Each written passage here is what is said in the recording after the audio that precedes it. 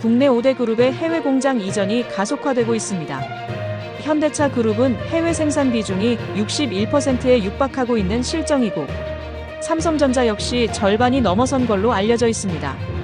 이런 상황에서 최근에 노란봉투법과 법인세율 인상 등 기업들의 부담을 가중시키는 법안이 국회에서 논의 중인데, 이 논의 자체가 기업들을 떠나게 할 수도 있다는 사실입니다.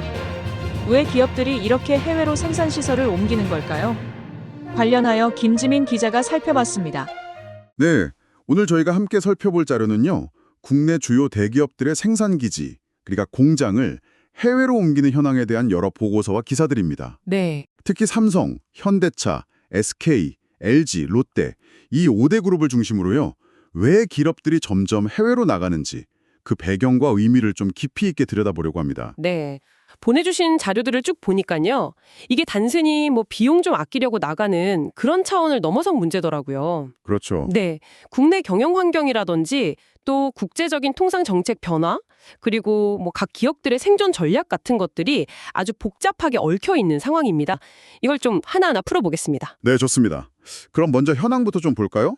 이 5대 그룹의 해외 의존도 생각보다 훨씬 높아서 좀 놀랐어요. 그렇죠. 특히 현대차 그룹 같은 경우 작년 자동차 판매량을 보니까요.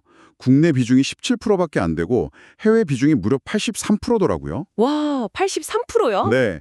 생산량 기준으로 봐도 현대차 생산의 한 55% 정도가 이미 해외 공장에서 만들어지고 있다는 거고요. 맞아요. 아무래도 자동차처럼 최종 소비 시장 가까이에 공장을 두는 게 유리한 산업은 좀 그런 경향이 있죠. 아, 그렇군요. 근데 또 반면에 SK 하이닉스 같은 경우는 좀 달라요. 네. 임직원 기준으로 보면 국내 비중이 84%로 압도적으로 높거든요. 오, 그건 또 왜 그럴까요? 아마 뭐 핵심 기술 개발이나 연구개발 역량은 국내에 집중하려는 그런 전략이 아닐까 싶습니다. 아하. 또 삼성전자나 LG전자 같은 경우는 해외 임직원 비중이 한 52%, 51% 정도로 국내외가 거의 반반이에요. 네, 딱 절반 정도네요. 네, 이런 곳들은 딱 봐도 글로벌 생산을 분산하려는 전략이 뚜렷하게 보이는 거죠.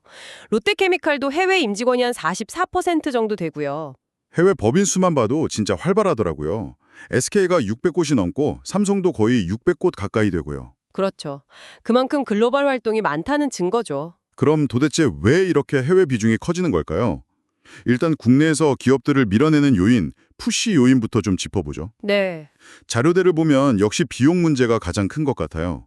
법인세 최고세율 인상 논의도 있고 최저임금도 계속 오르고 있고요. 맞아요. 특히 산업용 전기요금, 이게 최근 3년 동안 70% 넘게 올랐다는 점이 기업들한테는 정말 큰 부담이 될 것 같아요.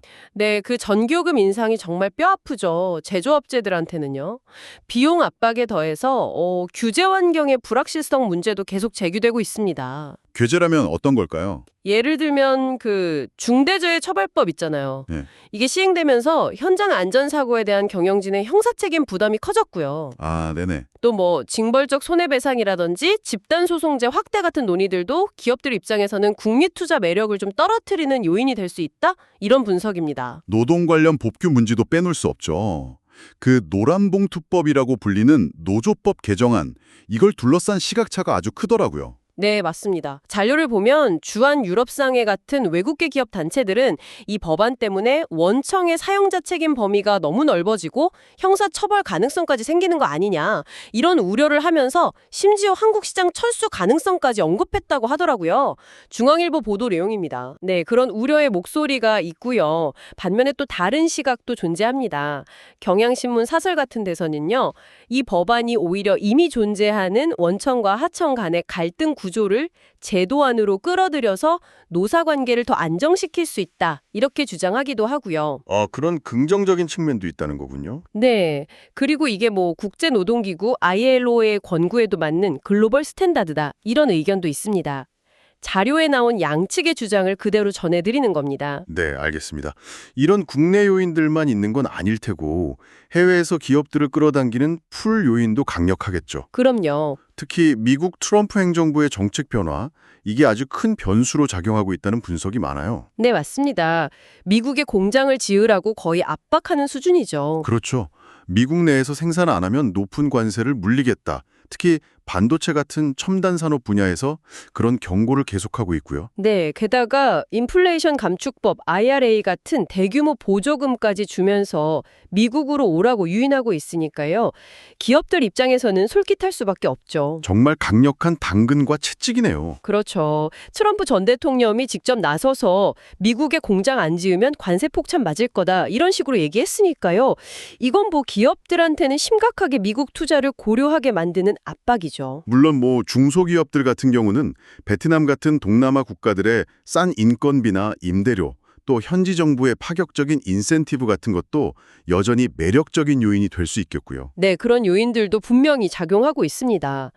자, 그럼 이렇게 국내 기업들의 생산기지 해외 이전이 빨라지는 게 우리 경제나 산업에는 어떤 영향을 미칠까요? 당장 눈에 띄는 건요. 생활가전 쪽에서 삼성이나 LG가 미국 생산 확대를 검토하고 있다는 소식이고요. 아, 그래요? 네, 그리고 아무래도 전기를 많이 쓰는 배터리나 석유화학 산업, 또 이미 해외 생산 비중이 높은 자동차 산업 같은 분야에서 해외 이전 압력이 더 퍼질 수 있다. 이런 분석이 나옵니다. 노동집약적인 중소제조업 분야도 마찬가지일 테고요. 그렇죠. 결국 이게 국내 제조업 기반이 약화되고 소위 말하는 양질의 일자리가 줄어들 수 있다는 우려로 이어지는 겁니다. 고용구조 자체가 재편일 수도 있겠네요. 국내는 좀 고부가가치 연구개발 중심으로 가고 해외는 생산조립 중심으로요. 네, 그런 시나리오가 충분히 가능하죠. 근데 여기서 또 흥미로운 점이 하나 있더라고요. 현대차 노조 이야기인데요. 아, 네. 예전에는 현대차가 미국 공장 늘린다고 하면 노조가 강하게 반대하고 그랬었는데 최근에 대규모 미국 투자 계획 발표에는 상당히 좀 조용한 반응을 보였다는 거예요. 맞아요. 그게 좀 달라진 모습이죠. 이게 왜 그런가 봤더니 일단 북미 시장이 워낙 중요해졌고 전체 판매의 30% 이상이니까요. 또 관세 같은 외부 환경 변화에 대해서 노조도 좀 현실적으로 인식하게 된 거 아니냐? 뭐 이런 분석이 있더라고요. 네, 그 부분이 시사하는 바가 꽤 크다고 봅니다. 기업 입장에서는 이제 생존하고 성장하려면 글로벌 공급망이나 생산 기지를 계속 유연하게 조정할 수밖에 없는 상황인 것 같아요. 그렇죠. 국내의 규제나 비용 문제, 또 해외 시장의 정책이나 인센티브 사이에서 계속 저울질하면서 최적의 길을 찾아야 하는 거죠. 네, 끊임없이 그 균형점을 찾아야 하는 숙제를 안고 있는 겁니다. 오늘 이렇게 자료들을 쭉 훑어보니까요.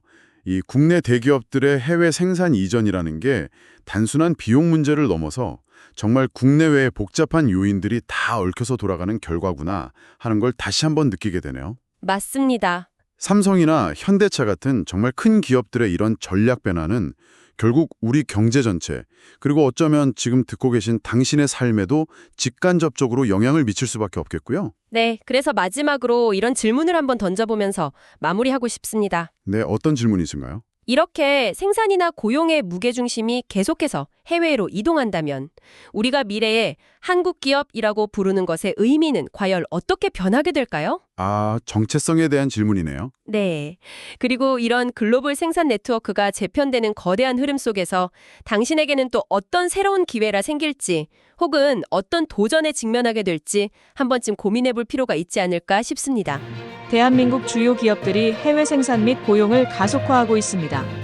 현대차 그룹은 이미 해외 생산 비중이 55%를 넘어서고 삼성전자와 LG전자 등도 해외 고용 비중이 절반 이상을 차지합니다. 이러한 현상은 국내에 높아지는 법인세, 최저임금, 중대재해처벌법 리스크, 그리고 산업용 전기요금 인상 등 기업을 밀어내는 여러 요인과 미국 등 해외에서 제공하는 관세 혜택과 투자 인센티브 같은 끌어당기는 요인이 복합적으로 작용한 결과입니다.